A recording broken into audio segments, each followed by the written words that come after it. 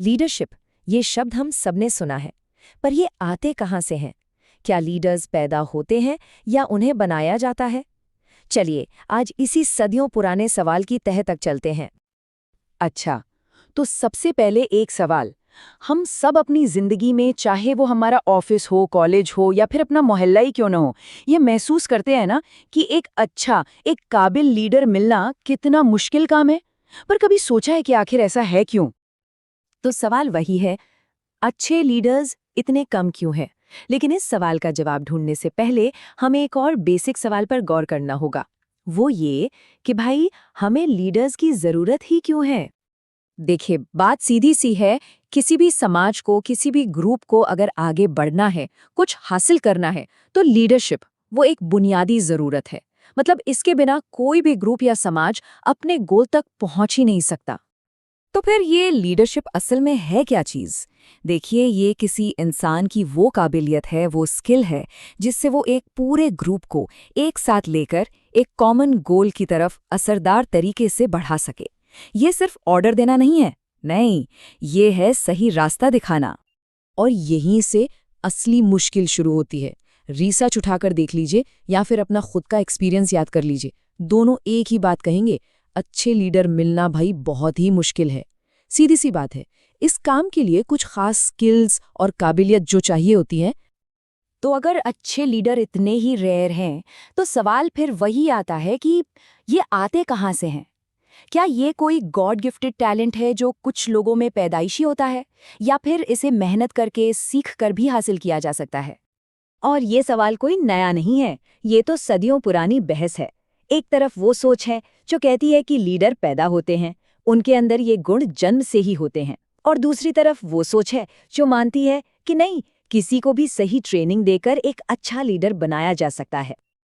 अब ज्यादातर behavioural scientist या रिसर्चर्स मानते हैं कि सच्चाई जो है वो इन दोनों के कहीं बीच में है। हाँ, ये सच है कि कुछ लोगों में नेचुरली ऐसे गुण होते हैं जो उन्हें एक अच्छा लीडर बनने में मदद करते हैं, पर इसका ये मतलब बिल्कुल नहीं है कि बाकी लोग लीडर बन ही नहीं सकते। अरे भाई, सही ट्रेनिंग और गाइडेंस से किसी को भी एक शानदार लीडर के तौर पर तैयार किया जा सकता है। लेकिन क्या ये पैदाइशी और ट्रेंड वाली बहस ही पूरी कहानी है, या फिर इसमें कोई तीसरा एंगल भी है, कोई छिपा हुआ पहलू? चलिए जरा इस रहस्य से पर्दा उठाते हैं। जरा सोचिए, क्या हो अगर बॉर्न वर्सेस मेड की इस डिबेट में हम असली मुद्दे को ही मिस कर रहे हों? क्या हो अगर लीडरशिप का असली सोर्स कुछ और ही हो, एक ऐसा फैक्टर जो इन दोनों से कहीं ज्यादा पावरफुल हो? और वो फैक्टर है पार्टिसिपेशन। जी हाँ, भागीदारी।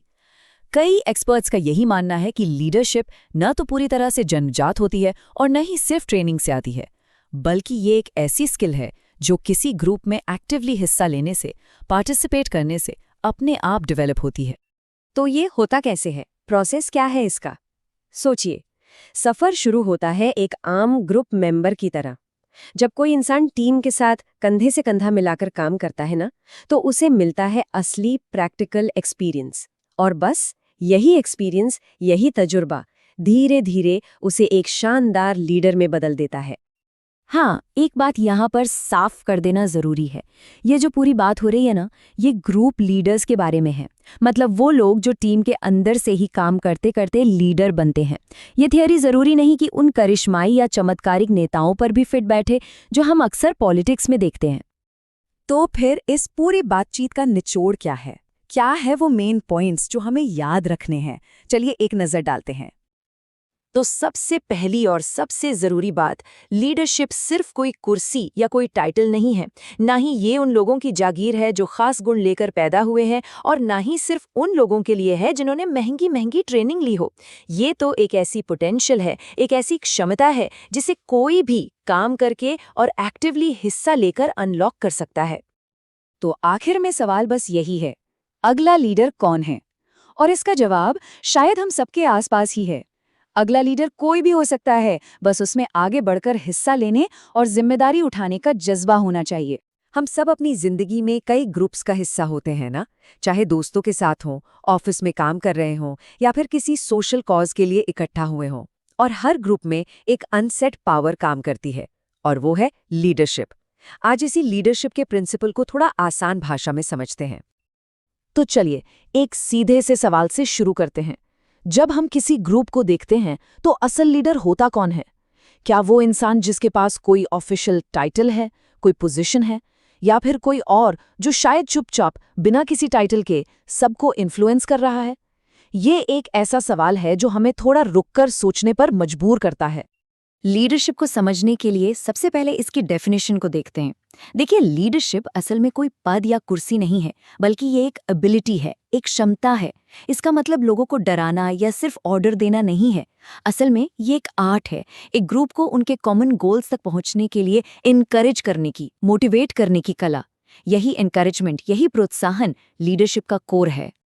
लेकिन सवाल ये है कि ये एनकरेज करने की एबिलिटी आती कहाँ से है? मतलब किसी को लीडर बनाने वाली जो पावर है, उसके एक्चुअली दो अलग अलग सोर्स हो सकते हैं, और इन दोनों को समझना बहुत ज़रूरी है, क्योंकि यहीं से लीडरशिप की पूरी कहानी काफ़ी इंटरेस्टिंग हो जाती है। तो पावर के ये दो सोर्स दो बिल्कुल अलग तरह के लीडर बनाते हैं। पहला है फॉर्मल लीडरशिप। ये वो लीडरशिप है जो किसी को बाहर से मिले पद और अथॉरिटी पर बेस्ड होती है, जैसे कोई मैनेजर हो गया या टीम का कैप्टन। इसके ठीक ऑपोजिट इनफॉर्मल लीडरशिप, ग्रुप के अंदर से नेचुरली निकलती है। ये उस इंसान में होती है जिसके पास शायद कोई ऑफिशियल पद ना हो, लेकिन जिसका इन्फ्लुएंस और जिसकी रिस्पेक्ट बाकी लोग खुद ब खुद करते हैं। ये विचार इस बात को और साफ कर देता है कि एनकरेज करने की जो एबिलिटी है, वो या तो पद से मिली अथॉरिटी से आ सकती है या फिर पर्सनल इन्फ्लुएंस से मिली पावर से। दोनों ही रास्ते लीडरशिप की ओर ले जाते हैं, लेकिन हाँ, दोनों का तरीका और असर बिल्कुल अलग होता है। अब एक ऐसे प्रिंसिपल की बात करते हैं जो लीडरशिप के बारे में हमारी सोच को पूरी तरह बदल सकता है। यह एक ऐसी अनदेखी शक्ति के बारे में है, एक अनसीन फोर्स जो हर ग्रुप में मौजूद होती है, चाहे हम उसे पहचाने या नहीं। ये सुनने में बहुत सिंपल लगता है, पर है बहुत पावरफुल आइडिया। हर ग्रुप में, चाहे वो कितना भी छोटा हो या इनफॉर्मल हो, किसी न किसी फॉर्म में लीडरशिप हमेशा मौजूद होती है। हो सकता है ग्रुप के मेंबर्स को इसका एहसास भी ना हो या उन्होंने कभी इस बारे में सोचा ना हो, लेकिन कोई ना कोई उस ग्रुप की डायरेक्शन को इन्फ्लुएंस कर रहा होता है। तो ठीक है, अगर लीडरशिप हर ग्रुप में होती है, तो सवाल ये उठता है कि भाई सबसे इफेक्टिव लीडरशिप कौन सी है? और इसका कोई एक सीधा जवाब नहीं है। सही लीडरशिप पूरी तरह से ग्रुप के कॉन्टेक्स्ट पर, मतलब उसके हालात और उसकी ज़रूरतों पर डिपेंड करती है। तो सही लीडरशिप चुनने के लिए हमें ये 4 फैक्टर्स देखने पड़ते हैं। जैसे ग्रुप का ऑब्जेक्टिव क्या है? किसी इमरजेंसी सिचुएशन से डील करने के लिए शायद एक डिसाइसिव फॉर्मल लीडर की ज़रूरत हो। वहीं किसी क्रिएटिव प्रोजेक्ट के लिए एक कोलैबोरेटिव इनफॉर्मल लीडर बेहतर काम कर सकता है। इसी तरह ग्रुप का साइज क्या है, उसकी कॉम्पोजिशन कैसी है, ये सब बातें तय करती हैं कि कौन सी लीडरशिप सबसे ज़्यादा असरदार होगी। और ये चॉइस कोई मामूली बात नहीं है, क्योंकि लीडरशिप का टाइप ग्रुप की सक्सेस और फेलियर के बीच का फर्क बन सकता है। एक गलत लीडरशिप एक बेहतरीन टीम को भी बिखेर सकती है, जबकि सही लीडरशिप एक साधारण से ग्रुप से भी एक्स्ट्राऑर्डिनरी रिजल्ट्स दिलवा सकती है। तो अंत में ये सवाल हर ग्रुप के लिए रेलेवेंट हो जाता है, चाहे वो दफ्तर की एक टीम हो, एक परिवार हो या दोस्तों का एक ग्रुप। उस ग्रुप को अपने गोल्स तक पहुंचने के लिए असल में किस तरह की लीडरशिप की ज़रूरत है, इस सवाल का जवाब ही उस ग्रुप की कामयाबी की चाबी हो सकता है। अक्सर एक सवाल मन में आता है, क्या नेता पैदा होते हैं या फिर बनाए जाते हैं? आज हम इसी बात को समझेंगे, लेकिन एक अलग नज़रिए से। हम नेतृत्व को एक जन्मजात गुण की तरह नहीं, बल्कि एक ऐसे हुनर की तरह देखेंगे जिसे कोई भी सीख सकता है और वक्त के साथ निखार सकता है। चलिए पता लगाते हैं कैसे। एक नेता और एक कुम्हार, इन दोनों में क्या एक जैसा हो सकता है? सुनने में थोड़ा अजीब लगता है ना? लेकिन जरा सोचिए, एक कुम्हार मिट्टी को आकार देता है और एक नेता वो लोगों और उनके विचारों को। दोनों के काम में एक बहुत ही गहरा कनेक्शन है, और यही कनेक्शन हमें लीडरशिप के हुनर को समझने में मदद करेगा। तो नेता और कुम्हार की इस दिलचस्प तुलना में और आगे बढ़ने से पहले ये समझना ज़रूरी है कि जब हम स्किल या कौशल की बात करते हैं तो उसका असल में मतलब क्या होता है। देखिए, सबसे ज़रूरी बात यह है कि कौशल कोई ऐसी चीज़ नहीं है जो हमें पैदाइशी मिलती है। नहीं, ये एक ऐसी काबिलियत है जिसे ट्रेनिंग और ढेर सारी प्रैक्टिस से हासिल किया जाता है। और यही आइडिया सिर्फ मिट्टी के बर्तन बनाने पर नहीं, बल्कि लीडरशिप पर भी 100% लागू होता है। तो अब आते हैं सबसे मजेदार हिस्से पर। चलिए कुम्हार और नेता के कौशल को जरा आमने सामने रखकर देखते हैं और समझते हैं कि लीडरशिप का हुनर आखिर इतना खास और इतना अलग क्यों है। एक कुम्हार का कौशल ये एक फिजिकल स्किल है। वो अपने हाथों से चिकनी मिट्टी और रेत जैसी ठोस चीजों का इस्तेमाल करता है। उसके हाथ मिट्टी को एक खास शक्ल देते हैं और नतीजा सबके सामने होता है, एक खूबसूरत बर्तन।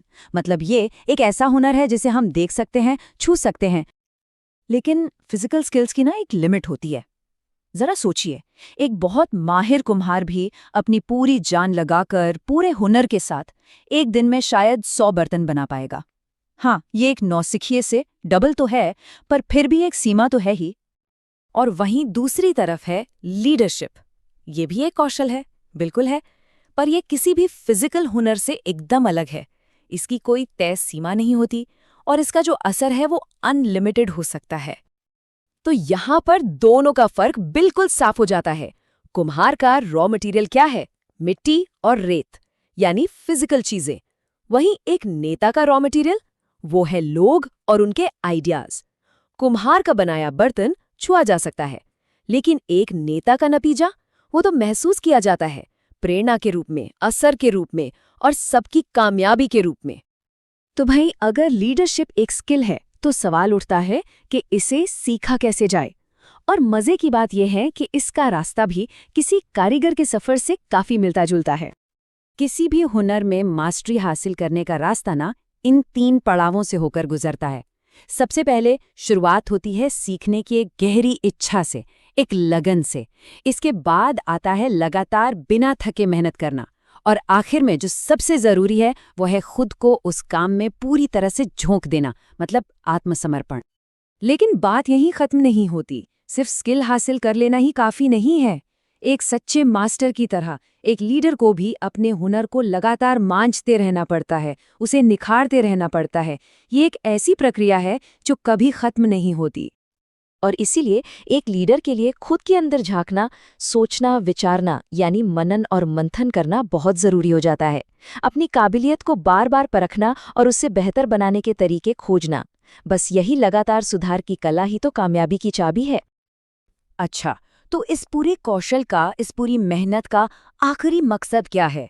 एक नेता का मास्टरपीस आखिर होता क्या है? कमाल की बात यह है कि इसका कोई एक जवाब नहीं है, बल्कि इसका एक दोहरा उद्देश्य है। एक महान नेता ना हमेशा इन 2 चीजों में एक बैलेंस बनाकर चलता है। एक तरफ वो अपने ग्रुप की, अपनी टीम की उम्मीदों और इच्छाओं को पूरा करता है, और दूसरी तरफ वो अपने निजी उसूलों और अपनी क्वालिटी से कभी कोई समझौता नहीं करता। इसी बैलेंस को साधना ही तो असली कला है। और आखिर में यही सवाल हमारे सामने आकर खड़ा हो जाता है। कोई इंसान अपनी पर्सनल एक्सीलेंस और अपने ग्रुप की कलेक्टिव इच्छाओं के बीच ये नाजुक सा बैलेंस कैसे बना सकता है? यही लीडरशिप के हुनर की सबसे बड़ी चुनौती है, और शायद सबसे बड़ा इनाम भी। इस पर जरूर सोचेगा। लीडरशिप ये एक ऐसा विषय है जो हमेशा से ही बहुत दिलचस्प रहा है। सदियों से लोग ये जानने की कोशिश कर रहे हैं कि भाई एक अच्छा लीडर, एक ग्रेट लीडर बनता कैसे है। तो चलिए आज इसी सवाल की तह तक जाते हैं और लीडरशिप की थ्योरीज के इस सफर को समझते हैं। तो इस पूरी बातचीत का जो सेंटर पॉइंट है वो एक ही सवाल है, एक बहुत बड़ा सवाल जिसने सदियों से बड़े बड़े विचारकों को भी उलझाया है कि एक असरदार, एक इफेक्टिव लीडर आखिर बनता कैसे है? क्या चीज है जो उसे लीडर बनाती है? अच्छा, तो इस सवाल का जवाब ढूंढने की कोशिश में जो सबसे पहली और सबसे बेसिक बहस छिड़ी वो ये थी कि लीडर पैदा होते हैं या फिर उन्हें ट्रेनिंग देकर बनाया जाता है। लीडर बॉर्न और ट्रेंड। और इस बहस से ना 2 शुरुआती जवाब निकल कर आए, 2 अलग अलग थ्योरीज। पहली थी ट्रेट थ्योरी या विशेष लक्षण सिद्धांत। ये थ्योरी कहती थी कि लीडर तो भाई पैदा होते हैं, वो अपने साथ कुछ खास गुण लेकर आते हैं। और दूसरी तरफ थी बिहेवियरल थ्योरी या व्यवहारात्मक सिद्धांत, जिसका मानना था कि नहीं, लीडरशिप तो एक स्किल है जिसे कोई भी सीख सकता है। तो चलिए पहले ट्रेट थ्योरी को थोड़ा और समझते हैं। इस थ्योरी को मानने वालों ने कुछ खास क्वालिटीज की लिस्ट बनाई जो उनके हिसाब से एक बॉर्न लीडर में होती ही होती हैं, जैसे बहुत ज्यादा एम्बिशन होना, ईमानदारी, जबरदस्त सेल्फ कॉन्फिडेंस और हाँ, लीड करने की एक अंदरूनी, एक बहुत गहरी इच्छा। लेकिन फिर आए बिहेवियरल थ्योरी और इसने तो पूरा गेम ही बदल दिया। इस थ्योरी ने फोकस शिफ्ट कर दिया। सवाल अब ये नहीं था कि लीडर कौन है, बल्कि सवाल ये था कि लीडर क्या करते हैं, उनका व्यवहार कैसा होता है। और इसका सीधा मतलब क्या हुआ? इसका मतलब ये था कि सही बिहेवियर सिखाकर, सही ट्रेनिंग देकर किसी को भी एक अच्छा लीडर बनाया जा सकता है।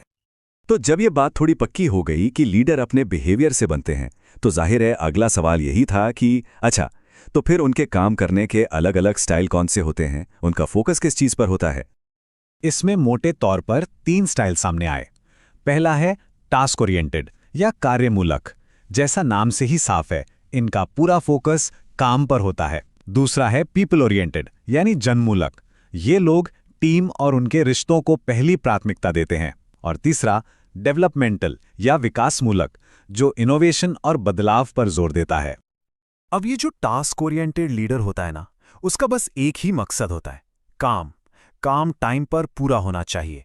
वो सबके रोल डिफाइन करेगा, प्लानिंग करेगा और डेडलाइन को लेकर बहुत बहुत सख्त रहेगा।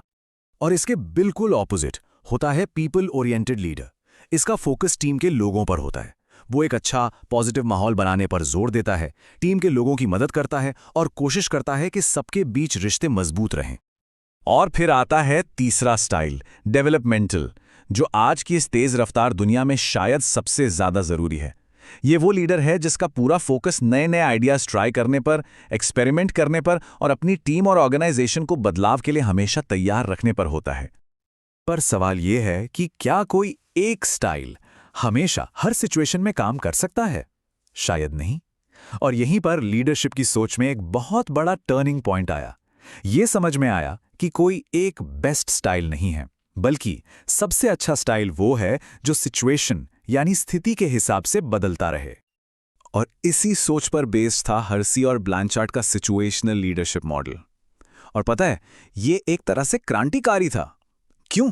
क्योंकि इसने पहली बार फोकस लीडर से हटाकर टीम के मेंबर्स यानी फॉलोअर्स पर डाल दिया। अब लीडरशिप की सक्सेस इस बात पर डिपेंड करने लगी कि फॉलोअर्स कितने काबिल हैं और काम करने के लिए कितने तैयार हैं।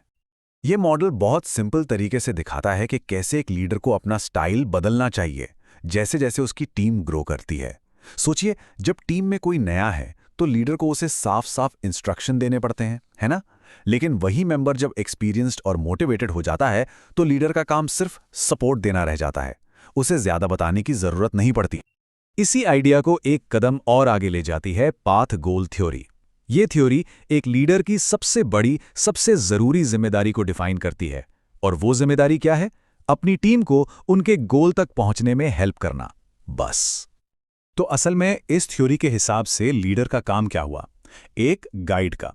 उसका काम है अपनी टीम के लिए रास्ता साफ करना, उनके गोल तक पहुंचने के रास्ते में जो भी रुकावटें हैं, जो भी पत्थर हैं, उन्हें हटाना, ताकि टीम बिना किसी दिक्कत के आसानी से आगे बढ़ सके।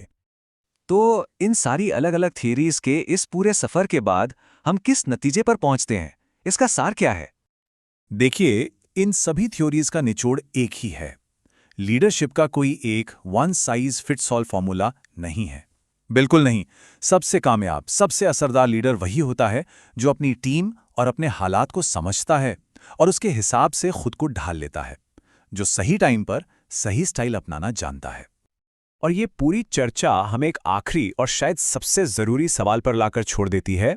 आज की दुनिया में जो इतनी तेजी से बदल रही है, आने वाले चैलेंजेस के लिए हमें किस तरह की लीडरशिप की सबसे ज्यादा जरूरत पड़ने वाली है? आखिर क्या चीज है जो एक लीडर को महान बनाती है? क्या ये कोई खास पर्सनालिटी है या कुछ और? अक्सर हम सोचते हैं कि जो सबसे सफल लीडर होते हैं ना, उनकी कोई एक ही स्टाइल होती है, लेकिन असल में उनका राज एक पूरी टूल किट में छिपा होता है। और आज हम उसी टूल किट को खोलने जा रहे हैं। ये एक ऐसा सवाल है जिसके बारे में बहुत सोचा गया है। हमें अक्सर लगता है कि एक महान लीडर हमेशा एक जैसा ही बर्ताव करता है, चाहे सिचुएशन कोई भी हो। पर क्या ये बात सच है, या लीडरशिप इससे कहीं ज्यादा कॉम्प्लिकेटेड है? तो इसका सीधा सा जवाब है, बिल्कुल नहीं। ऐसी कोई एक स्टाइल नहीं है जो हर सिचुएशन में काम कर जाए। सच तो ये है कि सबसे असरदार लीडर गिरगिट की तरह होते हैं। वो अपनी टीम, काम और उस पल की जरूरतों के हिसाब से अपना रंग यानी अपनी अप्रोच बदलते हैं। और इसी को कहते हैं सिचुएशनल लीडरशिप, यानी नेता की टूलकिट। तो इस आइडिया को ऐसे समझिए, लीडरशिप की अलग अलग स्टाइल किसी की पर्सनैलिटी का फिक्स्ड हिस्सा नहीं है, बल्कि एक टूलकिट में रखे औजारों की तरह हैं। एक अच्छा बढ़ई हर काम के लिए हथौड़े का इस्तेमाल तो नहीं करता ना। ठीक उसी तरह एक महान लीडर जानता है कि किस खास काम के लिए कौन सा औजार निकालना है। तो इस टूल किट के पहले कुछ औजार देखते हैं। सेक्शन 2, कार्य और लोग, यानी हमारे मूलभूत औजार। लीडरशिप को समझने के लिए ना इन दो सिरों को देखना जरूरी है। एक तरफ है काम पर फोकस करने वाली अप्रोच, जो पूरी तरह से नतीजों और काम पूरा करने पर ध्यान देती है, और दूसरी तरफ लोगों पर फोकस करने वाली अप्रोच, जो टीम की भलाई को सबसे ऊपर रखती है। टूलकिट के पहले कुछ औजार इन्हीं दोनों के बीच एक बैलेंस बनाते हैं। तो इस टूलकिट में हमारा पहला औजार है डायरेक्टिव लीडरशिप। इसे कैसे समझें?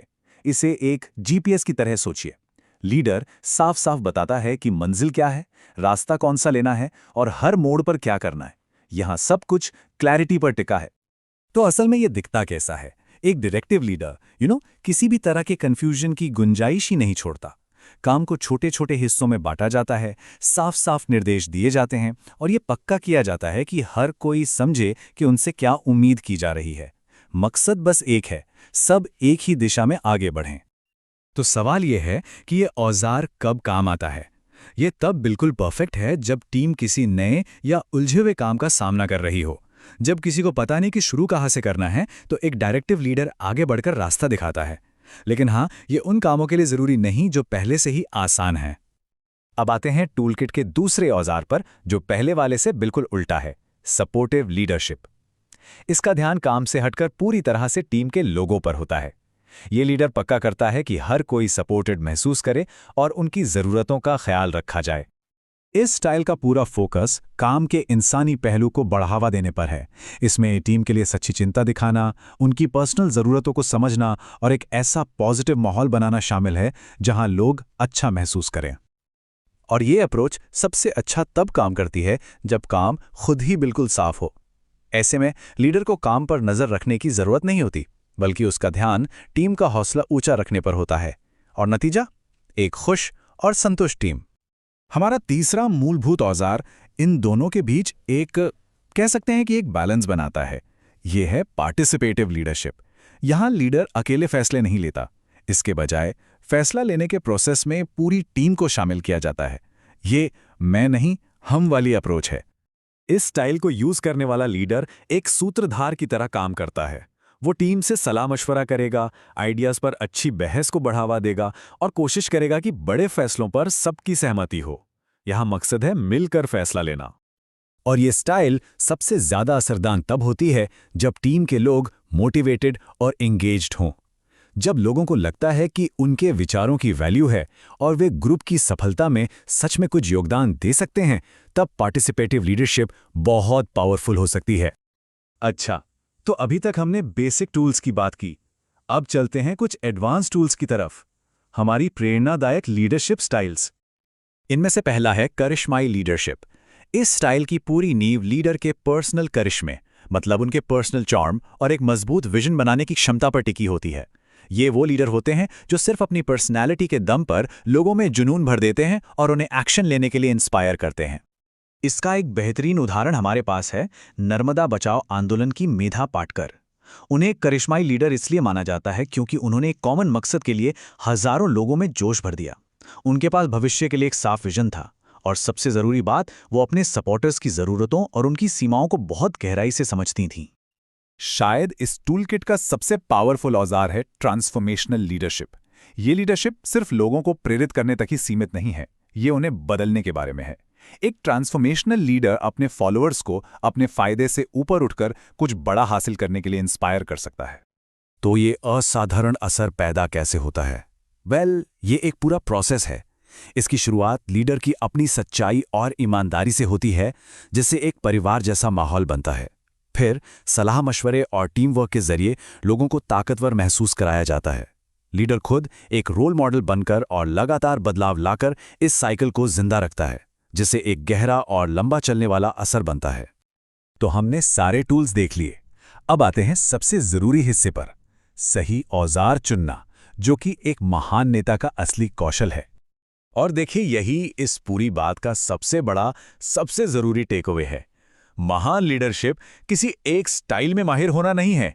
ये तो सिचुएशन को पढ़ने, टीम की जरूरतों को समझने और उस पल के लिए सही औजार चुनने की काबिलियत है। असली स्किल तो बदलते हालात के साथ खुद को ढालने में है। तो जैसे ही हम खत्म कर रहे हैं, एक सवाल सोचने पर मजबूर करता है। इन सभी स्टाइल्स को देखते हुए डायरेक्टिव, सपोर्टिव, पार्टिसिपेटिव और इंस्पिरेशनल, ये सोचने लायक है कि कोई किस तरह का लीडर बनना चाहेगा और अपनी टूलकिट में कौन से औजार जोड़ना चाहेगा, क्योंकि आखिर में लीडरशिप एक सफर है, मंजिल नहीं। जब हम लीडरशिप की बात करते हैं तो दिमाग में क्या आता है? शायद कोई बड़ा सीईओ या कोई वर्ल्ड लीडर, है ना? पर कभी सोचा है कि एक कमाल के लीडर में ऐसी क्या खास बात होती है जो बाकियों में नहीं मिलती? आज हम लीडरशिप के उन्हीं 5 जरूरी हिस्सों को समझने वाले हैं जो किसी को भी भीड़ से बिल्कुल अलग खड़ा कर देते हैं। तो चलिए शुरू करते हैं। हम सबने ऐसे लीडर्स देखे होंगे, है ना, जो जरा सा प्रेशर आते ही बिखर जाते हैं या फिर मुश्किल लोगों को हैंडल नहीं कर पाते। तो सवाल यही है कि भाई ऐसा होता क्यों है?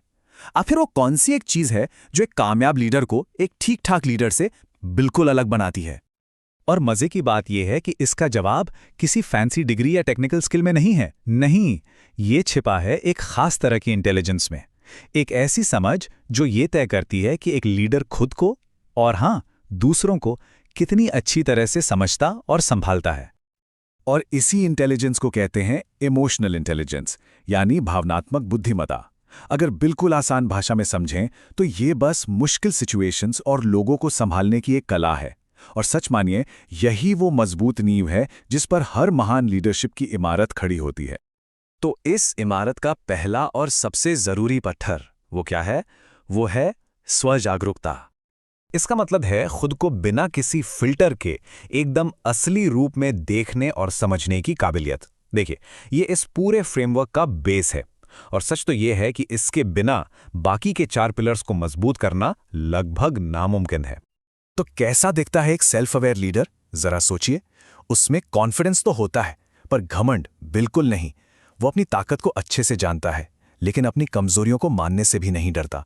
और सबसे बड़ी बात, वो जो अंदर से महसूस करता है वही बाहर दिखाता है। कोई ड्रामा नहीं, कोई दिखावा नहीं, बस सच्चाई। ठीक है, तो एक बार जब कोई लीडर खुद को समझ लेता है तो अगला स्टेप क्या है? अब बारी आती है अपने अंदर की दुनिया को संभालने की। मतलब अपने इमोशंस पर काबू पाना और खुद को आगे बढ़ने के लिए मोटिवेट करना। और यहीं पर आते हैं हमारे अगले 2 पिलर्स, सेल्फ मैनेजमेंट और सेल्फ मोटिवेशन।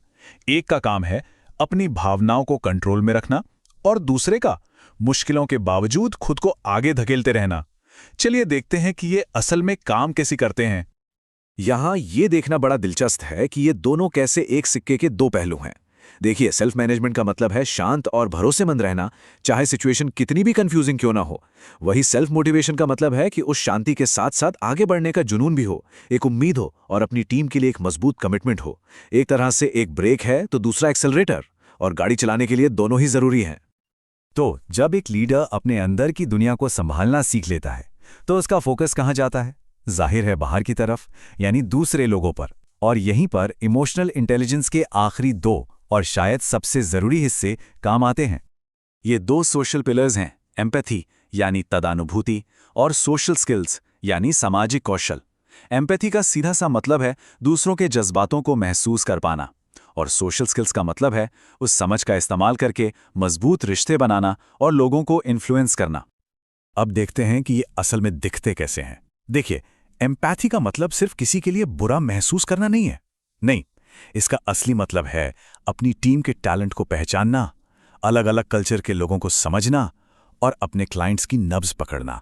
और फिर आते हैं सोशल स्किल्स, जहां इस समझ को एक्शन में बदला जाता है, जैसे कि मजबूत टीमें बनाना, बड़े बदलाव लाना और लोगों को साथ चलने के लिए मनाना। एक तरह से एक सुनने की कला है तो दूसरा उस समझ से दुनिया बदलने की। तो अब तक हमने इन सभी हिस्सों को अलग अलग देखा।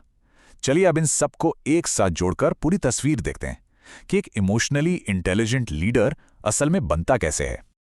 तो ये हैं वो 5 बिल्डिंग ब्लॉक्स। सबसे पहले खुद को जानना यानी सेल्फ अवेयरनेस, फिर खुद पर काबू पाना यानी सेल्फ मैनेजमेंट, इसके बाद खुद को आगे बढ़ाना यानी सेल्फ मोटिवेशन, फिर आता है दूसरों को समझना यानी एम्पैथी, और आखिर में इन सब को जोड़कर रिश्ते मजबूत बनाना यानी सोशल स्किल्स।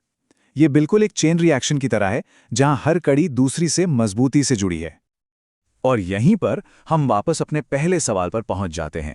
जैसा कि रॉबिन्स और सैंधी ने कहा है, जिन लीडर्स में इन 5 चीजों की कमी होती है वही प्रेशर में बिखर जाते हैं।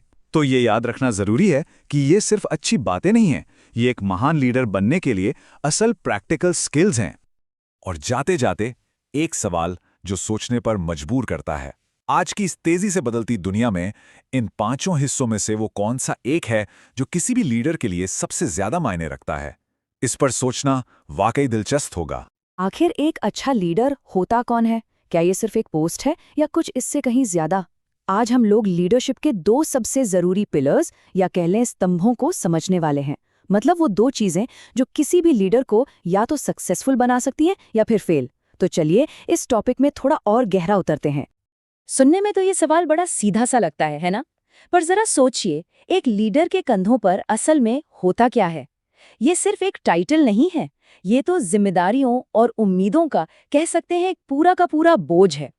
तो चलिए समझते हैं कि ये बोझ असल में है क्या। तो इस बोझ को ठीक से समझने के लिए सबसे पहले हमें लीडरशिप की सबसे बड़ी चुनौती को देखना होगा। मतलब एक लीडर पर आखिर किस तरह का प्रेशर होता है और लोग उनसे क्या उम्मीदें रखते हैं। तो अगर हम लीडरशिप को डिफाइन करने की कोशिश करें तो ये सिर्फ एक रोल नहीं है, ये एक बहुत बड़ी जिम्मेदारी है। एक लीडर को ना सिर्फ चैलेंजेस का सामना करना होता है, बल्कि उसे अपनी टीम को, अपने ग्रुप को हर तरह का सपोर्ट भी देना पड़ता है। देखा जाए तो ये एक ऐसी परफॉर्मेंस है जिससे पूरा का पूरा ग्रुप इंस्पायर होता है। सवाल ये है कि इन चैलेंजेस से निपटा कैसे जाए। यहीं पर वो 2 सबसे पावरफुल फैक्टर्स सामने आते हैं जो किसी भी लीडर की सक्सेस को तय करते हैं। और यही 2 फैक्टर्स हैं एक असरदार लीडरशिप की असली नींव। तो क्या है वो पहली नींव? वो है लीडर का खुद पर और अपने रोल पर पक्का यकीन। यही है सक्सेस का पहला पिलर। और ये कहीं बाहर से नहीं, बल्कि लीडर के अंदर से ही आता है। जी हाँ, सक्सेस का जो पहला स्तंभ है वो कहीं बाहर नहीं है, वो लीडर के अंदर ही है। ये पैदा होता है अपने रोल पर एक मजबूत अटूट विश्वास से। अब जरा सोच कर देखिए, अगर लीडर खुद ही अपने रोल को लेकर श्योर नहीं होगा तो वो दूसरों को इंस्पायर कैसे करेगा, है ना? अब ये देखिए, यहाँ जो सबसे इंटरेस्टिंग बात है वो है इन दोनों सिचुएशंस का फर्क। एक तरफ जब पक्का यकीन होता है तो रोल बिल्कुल क्लियर होता है, सेल्फ कॉन्फिडेंस आसमान छूता है और ग्रुप का मकसद भी साफ साफ दिखाई देता है। लेकिन दूसरी तरफ अगर मन में डाउट हो तो ग्रुप के होने पर ही सवाल उठने लगते हैं और तब जाकर लीडरशिप एक बोझ बन जाती है। ये लाइन इस पूरी बात को एकदम साफ कर देती है। जब किसी भी प्रकार की शंका होती है, ऐसी स्थिति में नेतृत्व एक भार बनकर रह जाता है। मतलब एकदम क्लियर है, बिना अंदरूनी यकीन के लीडरशिप सिर्फ एक बोझ है, कामयाबी नहीं। ठीक है, तो अगर पहला पिलर लीडर का इंटरनल बिलीफ है तो फिर दूसरा क्या है? दूसरा पिलर इस बारे में है कि वो यकीन बाहरी दुनिया में कैसे काम करता है। तो अब बात करते हैं ग्रुप की आवाज की, यानी लीडरशिप के एक्सटर्नल पहलू की। लीडरशिप का ये जो दूसरा स्तंभ है ये बाहरी दुनिया से जुड़ा है। इसमें एक लीडर को अपने ग्रुप का एक डेडिकेटेड स्पोक्सपर्सन, मतलब एक प्रवक्ता बनना पड़ता है। क्योंकि देखिए, सिर्फ मन में विश्वास रखना ही काफी नहीं है ना? उस विश्वास को एक्शन में बदलना भी तो उतना ही जरूरी है। लेकिन एक अच्छा स्पोक्सपर्सन बनने के लिए क्या चाहिए? इसके लिए लीडर को अपने ग्रुप को अंदर और बाहर दोनों से जानना बहुत जरूरी है। उसे पता होना चाहिए कि ग्रुप का मकसद क्या है, इसमें कौन कौन लोग हैं, इसका साइज क्या है, इसकी हिस्ट्री क्या रही है, पहले क्या काम किया है और अभी क्या चल रहा है। यही गहरी जानकारी उसकी आवाज को असली ताकत देती है और फिर यही जानकारी एक्शन में बदल जाती है। एक लीडर को ग्रुप के अंदर और बाहर दोनों जगह उसे रिप्रेजेंट करना होता है। उसे ग्रुप के मकसदों को लेकर एकदम फर्म और क्लियर रहना होता है। आगे बढ़ने का रास्ता पता होना चाहिए और सबसे जरूरी, अपने ग्रुप के मेंबर्स के काम को सबके सामने लाना होता है, उसे हाईलाइट करना होता है। तो हमने देखा कि लीडरशिप असल में 2 पिलर्स पर खड़ी है। एक है अंदर का यकीन और दूसरा है बाहर का रिप्रेजेंटेशन। चलिए अब इन दोनों को एक साथ रखकर देखते हैं कि इस पूरी बातचीत का मेन निचोड़ क्या निकलता है। ये टेबल पूरी बात को बड़े अच्छे से समराइज करती है। पहला पिलर यानी अंदर का पक्का यकीन, ये लीडरशिप को एक बोझ से एक पर्पसफुल रोल में बदल देता है। और जो दूसरा पिलर है यानी बाहरी रिप्रेजेंटेशन, वो ये पक्का करता है कि ग्रुप का काम लोगों को दिखे, समझ में आए और सही तरीके से आगे बढ़े। और आखिर में ये पूरी बातचीत एक बड़ा सवाल हमारे सामने छोड़ जाती है। सोचिए, अगर किसी लीडर के पास इन दो पिलर्स में से सिर्फ एक ही हो, मतलब या तो सिर्फ अंदर का यकीन हो या फिर सिर्फ बाहर का रिप्रेजेंटेशन, तो क्या असली कामयाबी कभी मिल सकती है? ये वाकई एक सोचने वाली बात है। नमस्कार। एक कामयाब लीडर, एक सफल नेता, उसमें आखिर क्या गुण होने चाहिए? ये सवाल ना हमेशा ही बहुत जरूरी रहा है। तो आज के इस विश्लेषण में हम इसी टॉपिक को जरा गहराई से समझेंगे, इसकी परतें खोलेंगे और जानने की कोशिश करेंगे कि सच्ची लीडरशिप का मतलब आखिर है क्या। तो चलिए शुरू करते हैं। तो सवाल फिर वही है, आखिर वो क्या चीज़ है जो किसी इंसान को एक असरदार और कामयाब लीडर बनाती है? क्या ये कोई स्किल है जिसे सीखा जा सकता है, या फिर ये कोई पैदाइशी गुण है? देखिए, इसकी शुरुआत ना एक बहुत ही ज़रूरी सोच से होती है। तो सबसे पहले और सबसे जरूरी बात, लीडरशिप कोई ऐसा फॉर्मूला नहीं है जिससे बस कॉपी पेस्ट कर लिया। हर लीडर का अपना एक स्टाइल होता है, अपना एक तरीका होता है, जो उसकी टीम और हालात के हिसाब से धीरे धीरे बनता है। ये तो एक पूरी तरह से पर्सनल जर्नी है, जिसमें इंसान खुद को बनाता है, खुद को डेवलप करता है। देखिए, किसी भी लीडरशिप की शुरुआत है ना, वो बाहर से नहीं होती, वो अंदर से होती है। इससे पहले कि कोई लीडर दुनिया को संभाले, उसे सबसे पहले अपने मन को, अपने अंदर की दुनिया को संभालना होता है। और यही सबसे पहला और सबसे जरूरी कदम है। एक लीडर की जो बुनियाद है ना, वो कुछ खास मानसिक ताकतों पे टिकी होती है, जैसे कि पॉजिटिव सोच और उम्मीद। ये चीजें उसे आगे बढ़ने की एनर्जी देती हैं। और वहीं मन की शांति और मुश्किल हालात को संभालने की काबिलियत, ये उसे बड़े से बड़े तूफानों में भी स्थिर रखती हैं। और यकीन मानिए, ये सिर्फ शब्द नहीं है, ये एक लीडर के सबसे बड़े हथियार होते हैं। और ये समझना भी बहुत जरूरी है कि लीडर भी आखिर में तो एक इंसान ही है। उसकी अपनी परेशानियां होती हैं, अपने डर होते हैं। लेकिन एक समझदार लीडर ये बात अच्छी तरह जानता है कि इन भावनाओं का बोझ अपनी टीम पर नहीं डालना है। उसे अपनी अंदर की लड़ाइयां खुद ही लड़नी पड़ती हैं, ताकि टीम का हौसला बना रहे। और ये बात बहुत अच्छे से समझाती है कि इमोशनल डिसिप्लिन यानी भावनात्मक अनुशासन क्यों इतना जरूरी है। जब एक लीडर अपनी पर्सनल प्रॉब्लम्स को अपने तक रखता है ना, तो टीम में एक स्टेबिलिटी बनी रहती है, एक ठहराव रहता है। लेकिन अगर वो अपनी परेशानियों का बोझ टीम पर डाल दे, तो इससे सिर्फ टीम के काम में रुकावट नहीं आती, बल्कि खुद उस लीडर का असर भी कम हो जाता है। तो ठीक है, मन को साध लिया। इसके बाद एक लीडर का अगला कदम क्या होता है? लोगों से जुड़ना। क्योंकि एक अच्छा लीडर सिर्फ काम नहीं करवाता, वो अपनी टीम के साथ एक मजबूत रिश्ता भी बनाता है। और ये रिश्ता कुछ खास स्किल्स, कुछ खास हुनर की बुनियाद पर ही बनता है। ये जो परिभाषा है ना, ये बहुत गहरी है। फ्रेंडली बिहेवियर का मतलब ये बिल्कुल नहीं है कि सबसे पक्की वाली दोस्ती कर ली जाए। नहीं, इसका असली मतलब है एक बैलेंस बनाना। एक ऐसा बैलेंस जहां कोई लीडर सबके लिए अवेलेबल तो हो, लेकिन प्रोफेशनल बाउंड्रीज का भी सम्मान बना रहे। मतलब ना तो बहुत ज्यादा करीबी और ना ही बहुत ज्यादा दूरी। और ये सिर्फ कहने की बातें नहीं है, ये वो प्रैक्टिकल टूल्स हैं, वो औजार हैं जो एक लीडर को लोगों से जोड़ते हैं। एक अच्छा लिसनर बनना, लोगों से अच्छी नीयत से मिलना, दूसरों के अच्छे आइडियाज को बिना किसी हिचकिचाहट के अपनाना, ये सारी चीजें मिलकर एक ऐसा माहौल बनाती हैं जो हर कोई अपना बेस देने के लिए मोटिवेटेड महसूस करता है। और हाँ, खुला दिमाग रखना तो नए दरवाजे खोलता ही है, नए सॉल्यूशंस के लिए। ये कुथाली यानी मेल्टिंग पॉट का जो आइडिया है ना, ये बहुत पावरफुल है।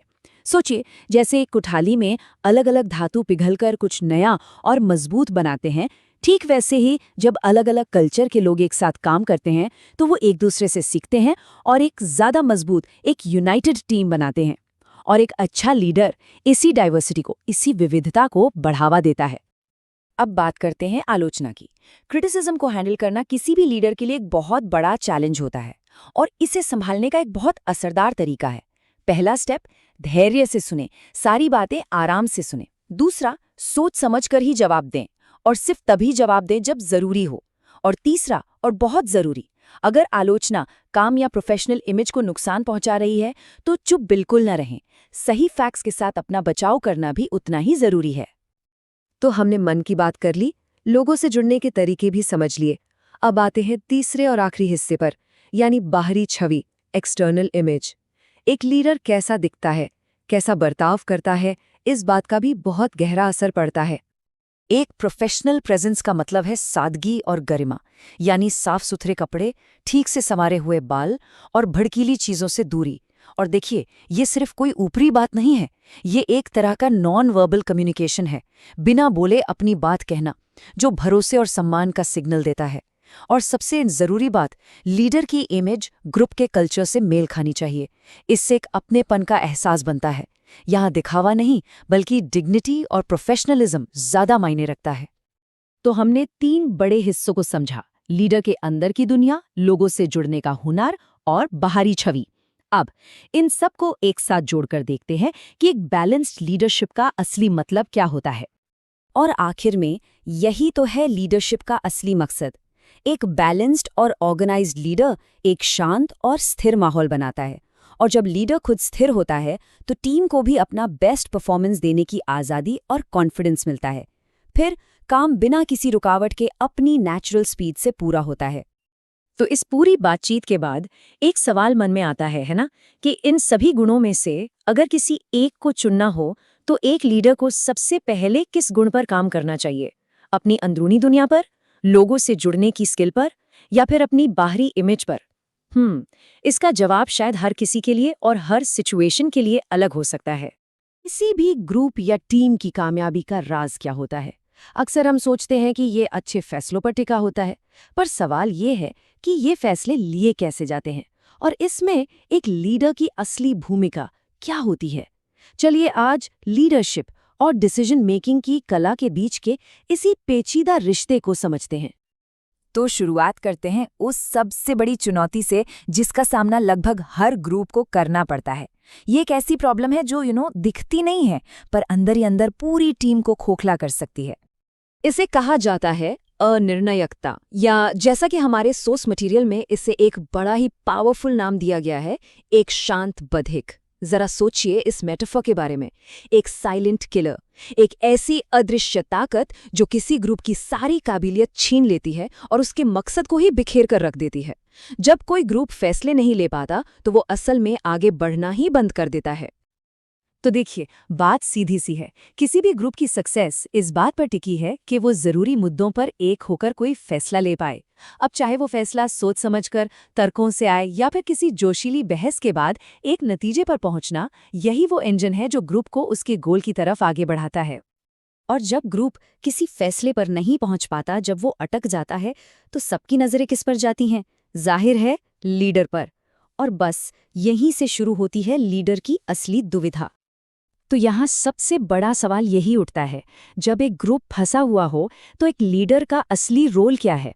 क्या उसे आगे आकर हीरो की तरह फैसला सुना देना चाहिए, या फिर कुछ और करना चाहिए? यहीं से लीडरशिप के 2 बिल्कुल अलग अलग रास्ते निकलते हैं। असल में लीडर का असली काम हुक्म चलाना नहीं है। उसका असली हुनर है सही वक्त को पहचानना, ये जानना कि हाँ, ये सही समय है फैसले के लिए पुश करने का, या नहीं, अभी बहस को और चलने देना चाहिए। यही लीडरशिप की असली कला है। चलिए अब पहले रास्ते की बात करते हैं, वो रास्ता जो ज्यादातर लीडर्स अपनाते हैं। ये रास्ता अच्छी नीयत से ही चुना जाता है, पर इसका नतीजा बहुत बुरा हो सकता है। इसे हम नायकत्व का भ्रम या द हीरोज इल्यूजन कह सकते हैं। इसमें होता क्या है? लीडर खुद को एक हीरो की तरह देखता है। जब ग्रुप कोई फैसला नहीं कर पाता तो वो एक स्पेशल डिप्लोमेसी का इस्तेमाल करता है, सारी जिम्मेदारी अपने कंधों पर ले लेता है और एक नतीजा सबके ऊपर थोप देता है। उस पल तो ऐसा लगता है जैसे उसने ग्रुप को बचा लिया, लेकिन असल में यहीं से एक खतरनाक चक्र शुरू हो जाता है। स्टेप 1, लीडर सारी जिम्मेदारी ले लेता है। स्टेप 2, ग्रुप ये सीख जाता है कि जिम्मेदारी से कैसे बचना है। उन्हें लगता है अरे लीडर है ना, वो देख लेगा। फिर क्या होता है? स्टेप 3, लोगों का जोश, उनका एंगेजमेंट सब खत्म होने लगता है। और आखिर में स्टेप 4, गोल फेल हो जाता है और गेम इज लॉस्ट। और इसका जो लॉन्ग टर्म नुकसान है वो तो और भी गहरा है। ग्रुप का लीडर पर से भरोसा उठने लगता है, सदस्यों के मन में धीरे धीरे गुस्सा पनपने लगता है और भविष्य में किसी भी काम में हिस्सा लेने की उनकी इच्छा वो पूरी तरह से खत्म हो जाती है। लीडर ने एक फैसला तो ले लिया, पर ग्रुप को हमेशा के लिए कमजोर बना दिया। तो फिर सही रास्ता क्या है? अगर वो रास्ता गलत है तो सही क्या है? चलिए अब बात करते हैं उस दूसरे और कहीं ज्यादा असरदार रास्ते की, जिसे एक समझदार लीडर चुनता है। और ये रास्ता है ग्रुप की अपनी समझदारी पर भरोसा करने का। इसके लिए एक बहुत ही दिलचस्प शब्द इस्तेमाल होता है, बुद्धि विलास। अब इसका मतलब क्या है? इसका सीधा सा मतलब है ग्रुप को सोचने, बहस करने और अपने नतीजे पर पहुंचने के लिए जरूरी समय और स्पेस देना। यहाँ लीडर का काम फैसला लेना नहीं है, बल्कि उस प्रोसेस को संभालना है जिससे ग्रुप खुद फैसला ले सके। और जब हम इन दोनों रास्तों को साथ रखकर देखते हैं ना, तो फर्क बिल्कुल साफ हो जाता है। एक तरफ है हीरो लीडर जो ग्रुप के लिए फैसला लेता है और नतीजा ग्रुप लाचार हो जाता है। दूसरी तरफ है समझदार लीडर जो उस प्रोसेस को मैनेज करता है ताकि ग्रुप खुद फैसला ले सके, और इसका नतीजा ग्रुप में काबिलियत और ओनरशिप की भावना पैदा होती है। तो ये सारी बातें हमें लीडरशिप के असली मतलब को फिर से समझने पर मजबूर करती हैं। लीडरशिप अधिकार जताने के बारे में है ही नहीं, ये तो काबिलियत बनाने के बारे में है। इस पूरी चर्चा का जो निचोड़ है वो टॉसलैंड और रिवास की एक बहुत ही कमाल की बात में मिलता है। वो कहते हैं कि अगर मीटिंग खत्म होने के बाद टीम के सारे मेंबर्स ये सोचते हुए बाहर निकलें कि अरे, लीडर ने जो अच्छे फैसले लिए वो तो हम खुद ही 5 मिनट में ले सकते थे, तो ये भी लीडरशिप की एक नाकामी ही मानी जाएगी। इस बात का मतलब बहुत गहरा है। लीडरशिप की सबसे बड़ी हार एक गलत फैसला लेना नहीं है, सबसे बड़ी हार है एक ऐसा ग्रुप बनाना जो अपने दम पर कोई फैसला ले ही न सके। एक अच्छे लीडर की असली पहचान ये नहीं कि वो कितने अच्छे फैसले लेता है, असली पहचान ये है कि जब वो आसपास न हो तब उसका ग्रुप कितने अच्छे फैसले ले सकता है। तो आखिर में ये सवाल हमारे लिए रह जाता है कि हमारे ग्रुप फैसले कैसे लेते हैं? क्या उन्हें एक हीरो चला रहा है जो हर बार बचाने आ जाता है, या फिर एक ऐसा लीडर है जो ग्रुप को इतना काबिल बना रहा है कि वो अपनी समस्याएं खुद सुलझा सके? यही छोटा सा फर्क असली लीडरशिप को तय करता है। नमस्कार, आज हम बात करेंगे असरदार लीडरशिप की डायनामिक दुनिया के बारे में। मतलब एक महान नेता आखिर करता क्या है, कैसे वो अपनी टीम को कामयाबी के लिए तैयार करता है। चलिए समझते हैं। अच्छा, लीडरशिप को लेकर ना एक सवाल हमेशा दिमाग में घूमता है, क्या इसका कोई एक सही तरीका है, कोई फिक्स्ड फॉर्मूला? चलिए आज इसी बात की पड़ताल करते हैं। तो देखिए, रिसर्च बिल्कुल साफ साफ बताती है कि ये जो वन साइज फिट्स ऑल वाला आइडिया है ना, ये लीडरशिप में बिल्कुल नहीं चलता। ये बस एक मिथक है। सच्चाई तो ये है कि सबसे कामयाब लीडर वो होते हैं जो सिचुएशन के हिसाब से खुद को बदलते हैं, खुद को ढाल लेते हैं। तो सवाल ये उठता है कि अगर कोई एक फॉर्मूला नहीं है तो फिर इसका राज क्या है? इसका राज छिपा है लीडर और उसकी टीम के बीच के एक बड़े ही अनोखे और कह सकते हैं कि एक उल्टे रिश्ते में। और ये रिश्ता बड़ा मज़ेदार है। देखिए, जब कोई ग्रुप नया होता है या उसे ज़्यादा सपोर्ट की ज़रूरत होती है, तब लीडर का रोल बहुत बड़ा होता है, बहुत एक्टिव होता है। पर जैसे जैसे वही ग्रुप ज़्यादा काबिल और इंडिपेंडेंट होता जाता है, एक अच्छा लीडर खुद को धीरे धीरे पीछे खींचने लगता है, मतलब उसकी भूमिका कम हो जाती है। तो फिर सवाल ये है कि एक लीडर में ऐसी क्या खूबियां होनी चाहिए कि वो इस नाजुक बैलेंस को संभाल पाए। चलिए अब उन गुणों पर नज़र डालते हैं जो दूसरों को इंस्पायर करते हैं। ये 3 चीजें मिलकर ना एक बहुत मजबूत फाउंडेशन तैयार करती हैं। एक तो भविष्य की साफ तस्वीर जो टीम को रास्ता दिखाती है, दूसरा पर्सनल रिस्पेक्ट जिससे भरोसा बनता है, और तीसरा एक सेफ और खुशनुमा माहौल जहां हर कोई अपना बेस्ट दे सके। और देखिए, एक अच्छा लीडर सिर्फ अच्छी चीजों को बढ़ावा नहीं देता, वो ग्रुप को नेगेटिविटी से बचाता भी है। कैसे? जो लोग बहुत ज्यादा आक्रामक बहस करते हैं या ग्रुप पर हावी होने की कोशिश करते हैं, वो उन्हें नजरअंदाज करता है। इससे ये पक्का होता है कि माहौल सबके लिए पॉजिटिव बना रहे। लेकिन सिर्फ अच्छी क्वालिटीज होना ही तो काफी नहीं है ना। एक असरदार लीडर इन क्वालिटीज को एक्शन में कैसे बदलता है? चलिए अब उन कामों को देखते हैं जो टीम को असल में एम्पावर करते हैं। और इसकी शुरुआत होती है एक बहुत ही बुनियादी चीज से, अपनी टीम को गहराई से समझना। मतलब टीम के हर मेंबर की काबिलियत क्या है, उनके उसूल क्या हैं और उनकी पर्सनैलिटी कैसी है, सब कुछ। ये एक पूरा प्रोसेस है। लीडर सबसे पहले रिसोर्सेज का सही इस्तेमाल करता है। इससे टीम के लोगों का सेल्फ कॉन्फिडेंस वापस आता है। जब कॉन्फिडेंस बढ़ता है तो उनकी अपनी काबिलियत भी बढ़ती है और आखिर में सही जानकारी के साथ वो बेहतर फैसले ले पाते हैं। ये पूरा रास्ता टीम को मजबूत बनाने का है। इसका मतलब ये हुआ कि टीम को समझना सिर्फ डेटा इकट्ठा करना नहीं है। ये तो वो पावरफुल टूल है जिसका इस्तेमाल करके एक लीडर हर मेंबर को उनके पर्सनल और ग्रुप के गोल्स की तरफ आगे बढ़ाता है, उन्हें गाइड करता है। लेकिन इन सारी क्वालिटीज और इन सारे कामों का आखिर मकसद क्या है? क्या सिर्फ प्रोजेक्ट खत्म करना? नहीं, इसका असली मकसद इससे कहीं ज्यादा बड़ा है। देखिए, सबसे बेहतरीन लीडर सिर्फ लीड नहीं करते, वो अपने जैसे और लीडर्स तैयार करते हैं। उनका असली गोल फॉलोअर्स बनाना नहीं, बल्कि ऐसे लोग तैयार करना है जो एक दिन उनकी जगह ले सके। तो आखिर में ये एक सवाल है जो हमें सोचने पर मजबूर कर देता है, और यही सवाल किसी भी लीडर की असली विरासत को तय करता है। सवाल ये है, क्या एक महान लीडर उम्मीद है दोस्तों आपको यह वीडियो पसंद आया होगा और सब कुछ अच्छे से समझ आया होगा। अगर वीडियो अच्छा लगा तो कमेंट करके ज़रूर बताएं, चैनल को सब्सक्राइब करें, वीडियो को लाइक करें और ऐसे ही महत्वपूर्ण जानकारी सभी तक पहुंचाने के लिए इसे शेयर जरूर करें। फिर मिलते हैं अगली वीडियो में नई जानकारी के साथ। तब तक के लिए धन्यवाद। जय हिंद।